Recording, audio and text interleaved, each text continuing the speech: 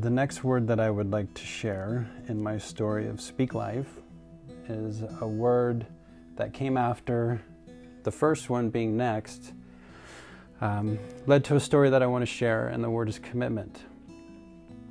I had been married, for 18 years up to this point when this story happened. I did reconcile with my wife and we got back together, and we bought a home. The Lord brought me back in as the head of the home, as the husband and the father of my two kids. And that holiday, we have a tradition where we get together as a family and we celebrate, and we have a big Christmas party, and it was at my brother's. And my birthday is December 14th. So every year it's kind of around that time that we celebrate with our family Christmas. But my brother has an awesome tradition in his family.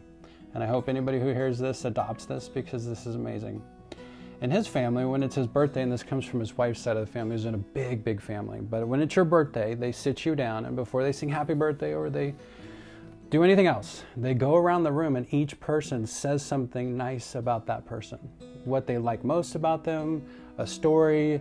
It can just be anything, but it's your birthday and we're celebrating you, so it goes around the room.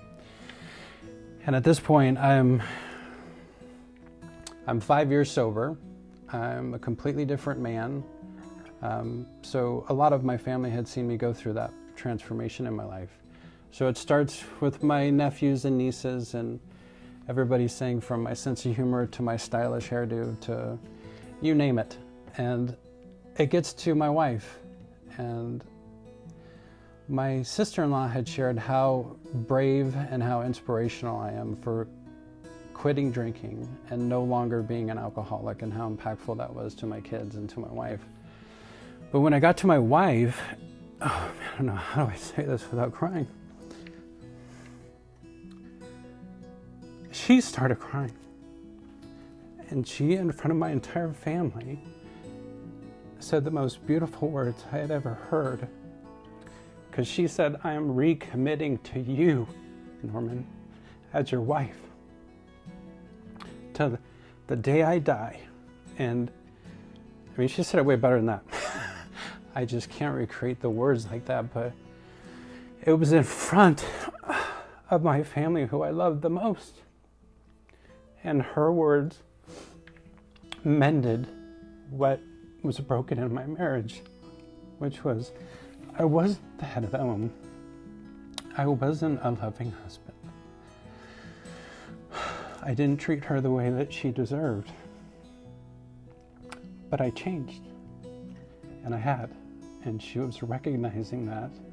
And she was saying, "I love you and I am committed to you and you alone." And that was all I needed to hear. When we were separated, my sister-in-law said to me, "No, I don't know where this comes from," but she said it's one of my favorite sayings. And I wrote it on a sticky note.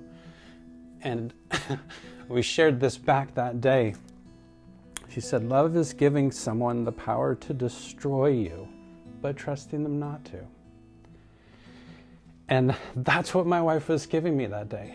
She was saying, "I'm committed to you beyond the point of my own destruction. You have me. Do with me as you will," because she trusted me to that point.